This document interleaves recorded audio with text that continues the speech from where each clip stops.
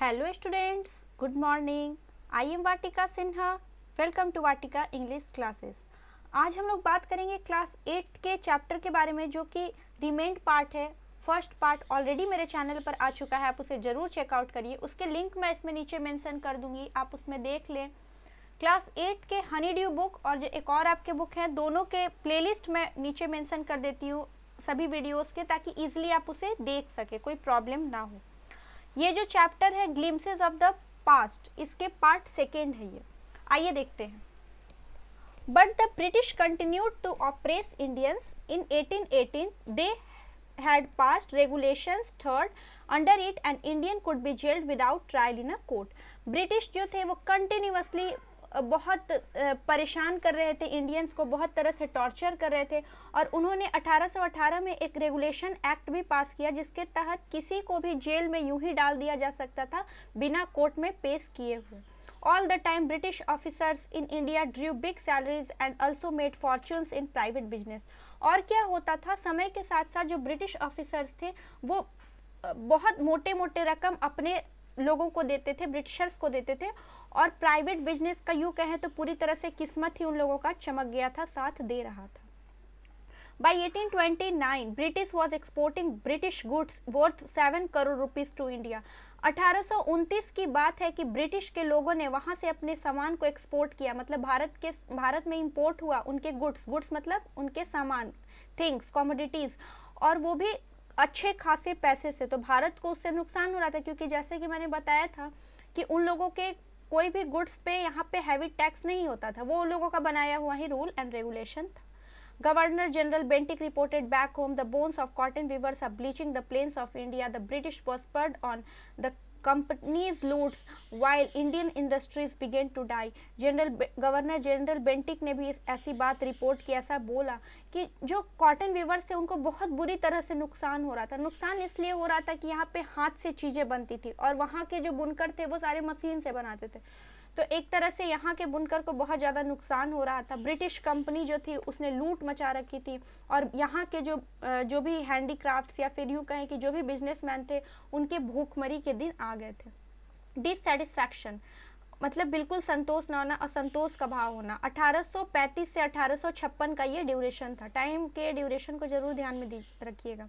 Education in India was in Persian and Sanskrit. In 1835, an Englishman named Macaulay suggested a change. Bharat में उस समय शिक्षा व्यवस्था जो थी वो पर्शियन लैंग्वेज और संस्कृत के लैंग्वेज में थी. तो 1835 की बात है कि एक इंग्लिश मैन जो अंग्रेज थे, मैक्यूले ने एक सजेशन दिया कि इसमें कुछ बदलाव करने चाहिए. We should teach the natives through the English language. I agree. एक अंग्रेज ने कहा मैक्यूले ने कि अब हमें इंग्लिश लैंग्वेज भी लोगों को बताने चाहिए, उसी में लोगों को पढ़ाने चाहिए, और दूसरा इसका सहमति देता है. English education produced clerks to whom the British gave petty jobs under them. Incidentally, it also produced a new generation of intellectuals. क्या हुआ कि उन लोगों का मानना था ऐसे इंग्लिश एजुकेशन देने से क्लर्क लोग बनेंगे, फिर ब्रिटिश उनको जॉब देगा, और जॉब देने का फ़ायदा क्या था, अपना काम भी निकलवा लो, और पैसे भी बहुत कम देते थे वो इंडियंस को. लेकिन उसी समय इंसिडेंटली क्या हुआ कि बहुत से इंटेलेक्चुअल्स आए, बहुत से बुद्धिजीवी भी आए भारत में. We must educate our brothers, जिनमें से एक का मानना था कि हमें अपने भाइयों को पढ़ाना चाहिए, मतलब अपने देश के लोगों को पढ़ाना चाहिए. And try to improve their material conditions, और उनकी व्यवस्था जो है, ज़िंदगी जो चलाने के लिए जो चीज़ें आवश्यक है उसमें इम्प्रूवमेंट की ज़रूरत है. For that we must convey our grievances to the British parliament. इसके लिए अपने दुख दर्द को साझा करने के लिए हमें ब्रिटिश पार्लियामेंट को सब कुछ बताना पड़ेगा. अगर हमारे साथ गलत हो रहा है या हमें कुछ चाहिए तो ब्रिटिश पार्लियामेंट में अपनी बातें रखनी पड़ेगी. ऐसे लोगों के अपने अपने ओपिनियंस थे. By 1856 the British had conquered the whole of India. 1856 की बात है कि ब्रिटिश ने पूरे भारत पर एक तरह से जीत हासिल कर ली. They cared little about the needs of human. वो भारत के लोगों के दुख दर्द को, उनकी चिंताओं, उनको नीड्स को ना के बराबर समझते थे. लिटिल का मतलब बिल्कुल नहीं समझते थे. Our kings have become puppets and we have lost our jobs and lands. They are converting our brothers. You only talk, do something to drive them out. कुछ लोग ऐसा मानते थे, कुछ लोगों की ऐसी समझ थी कि हमारे जो राजा है वो पपेट बन गए हैं, कठपुतली बन गए हैं, जैसा अंग्रेज बोलते हैं वो उसी अनुसार काम करते हैं। हमारे जॉब छिन गए, हमारी ज़मीनें छीन ली गई, हमारे भाई बंधुओं को धर्म परिवर्तन, उन लोगों के लैंग्वेज परिवर्तन हर तरह से चेंज किया जा रहा है। एक बोलता है उसमें से कि सारी चीज़ें बोलने से काम नहीं चलेगी, अगर आपके पास कुछ उपाय है तो हमें इन सब चीज़ों से बाहर निकालिए। द स्पार्क्स, ये ड्यूरेशन था 1855 से 1857 तक। Taxes continued to ruin the peasants. In Bengal, the Santals who had lost their lands under new land rules became desperate. In 1855, they rose in rebellion and massacred Europeans and their supporters alike. क्या हुआ कि जो बंगाल में taxes थे वो continuously rise up हो रहे थे, बढ़ते जा रहे थे। पीजेंट्स जो थे, किसान जो थे, वो बुरी तरह से इसे झेल रहे थे। लास्ट में बंगाल में संथाल जो थे, ट्राइबल ग्रुप्स जो था, उन लोगों को बहुत ज़्यादा नुकसान हुआ, उनके सारे ज़मीन चले गए उस लॉ के हिसाब से। अब वो लोग उग्र हो गए। 1855 में उन्होंने एक विद्रोह किया, मतलब कि अब इतना हम लोग शासन नहीं सहेंगे। Discontent was brewing in the East India Company's army too, जो असंतोष का भाव था वो पूरी तरह से ईस्ट इंडिया कंपनी के आर्मी में भी फैल रहा था। The white soldier gets huge money mansions to live in servants, जो वाइट शोल्डर थे, जो कि अंग्रेज जो लोग थे, वो बड़े बड़े मैंसन यानी महल में रहते थे। मैंसन का मतलब होता है अच्छा खासा घर, महल। While we get a pittance and slow promotions, जबकि हमें बहुत कम पैसे मिलते हैं, हमारे प्रमोशंस भी रोक दिए जाते हैं। We must drive out the अंग्रेज, हमें अंग्रेज को बाहर निकालना होगा। द अंग्रेज ask us to cross the sea which is against our religion, who is the टोपी वाला to abolish our old age customs. जो अंग्रेज थे वो समुद्र पार कर रहे थे, और जैसा कि उन लोगों को बताया गया था कि समुद्र पार करना मतलब अपने रिलीजन के, अपना धर्म को भ्रष्ट करने के बराबर था। Sepoy Mangal Pandey attack the adjacent and regiment, और सिपोई जो मंगल पांडे थे उन्होंने रेजिमेंट पर उन्होंने एक हमला किया, एक तरह से उन लोगों पे, मतलब उन लोगों पे बहुत ज़्यादा अत्याचार हो रहा था, इन लोगों ने विद्रोह किया। Thousands of other sepoys revolted, thousand of जो बहुत सारे सिपाही थे उन्होंने भी विद्रोह किया। रिवोल्ट का मतलब होता है आंदोलन करना, विद्रोह करना।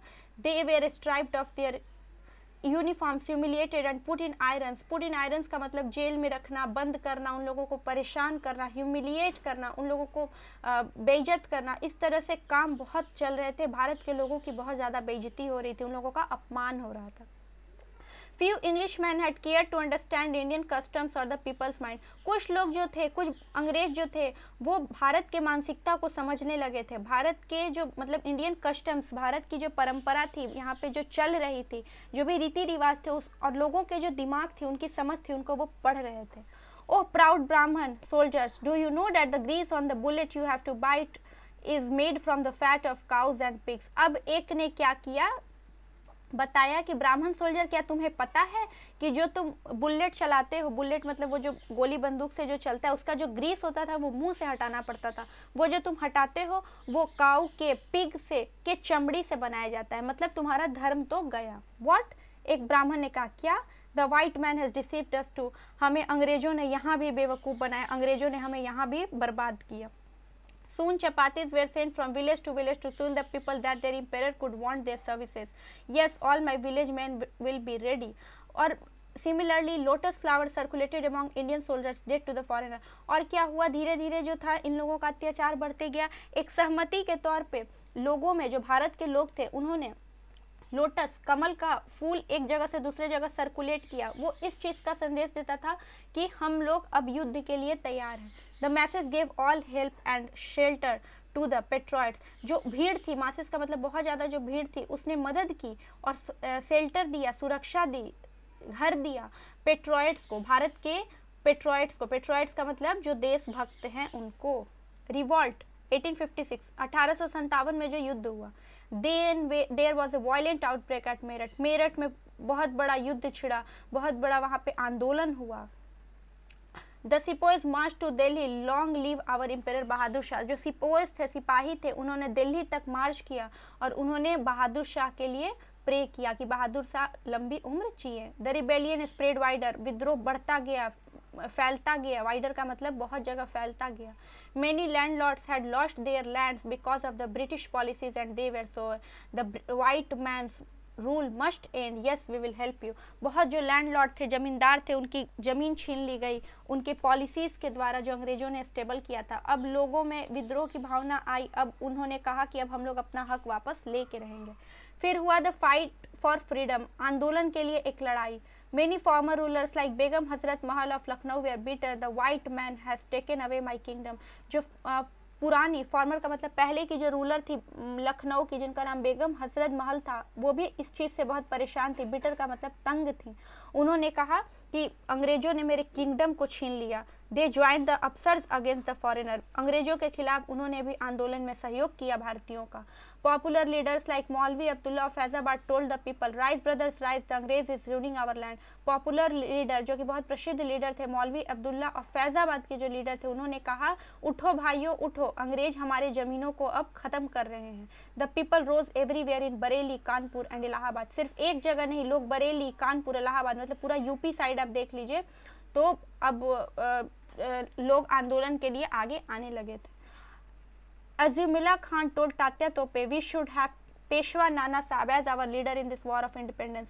अज़ीमुल्ला खान ने तात्या टोपे से कहा कि हमारे पास पेशवा नाना साहब है जो कि वॉर ऑफ इंडिपेंडेंस में हमारे लीडरशिप कर सकते हैं। The patriots pounced upon the British and fought pitched battles all over north India. पूरे नॉर्थ इंडिया में युद्ध अब आ चुका था। 80 year old Kunwar Singh of Bihar received a bullet in his breast. और क्या हुआ अंत में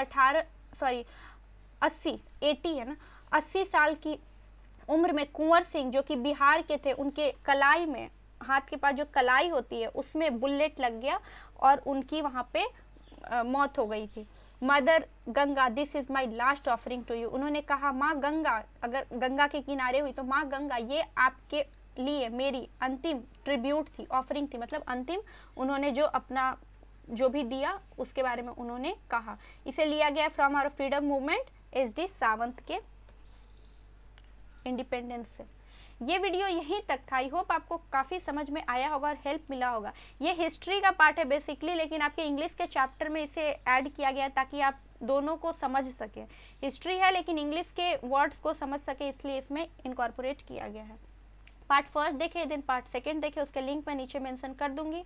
आपके लिए वीडियो हेल्पफुल रहा हो तो इसे लाइक करें, शेयर करें, सब्सक्राइब करें। आप लोग वीडियोस देखते हैं लेकिन सब्सक्राइब नहीं करते, सब्सक्राइब करिए, इससे मोटिवेशन मिलता है कि वीडियोस आगे किस तरह से बनाने हैं।